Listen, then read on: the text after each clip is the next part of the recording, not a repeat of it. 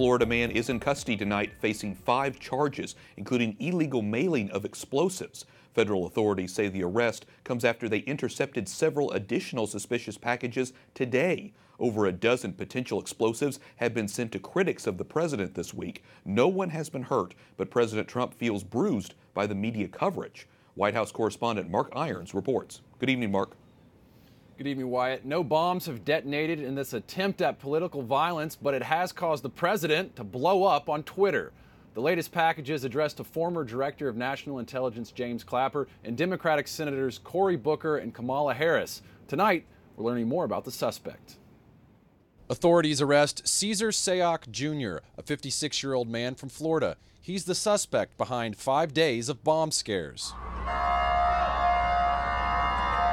Police have blocked potential deadly deliveries from reaching the hands of more than a dozen targets, all with ties to the Democratic Party. Today in Washington, President Trump praised law enforcement and called for an end to division. The bottom line is that Americans must unify, and we must show the world that we are united together in peace and love and harmony as fellow American citizens.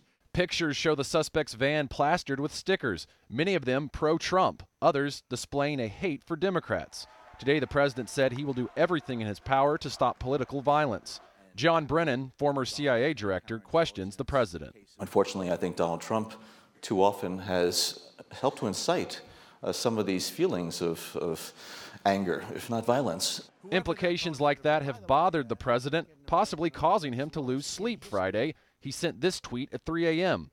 Funny how lowly rated CNN and others can criticize me at will, even blaming me for the current spate of bombs and ridiculously comparing this to September 11th and the Oklahoma City bombing. Yet when I criticize them, they go wild and scream, it's just not presidential.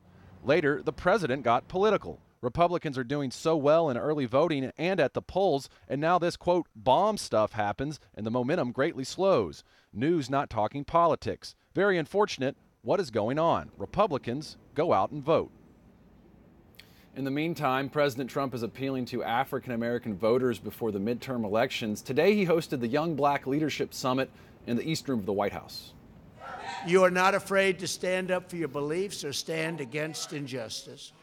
You refuse to be told by the same failed voices how to think or what to believe. You understand that? President Trump says the worst tendency in politics is to tell people what they should believe based on their race or religion. He argues the Democratic Party failed African Americans, but under his administration, African American unemployment has reached a record low. A conservative student group known as Turning Point USA organized the Young Black Leadership Summit. They say their mission is to promote free markets and limited government. Wyatt? Okay, Mark, looking ahead, what else is on the president's agenda? We're now less than 2 weeks from the midterm elections. Well, he is continuing to travel, campaigning as much as he can for Republicans. Tonight, he's in Charlotte rallying for candidate Mark Harris, who's locked in a tight race for Congress. Wyatt? Another busy weekend. White House correspondent Mark Irons. Thanks, Mark.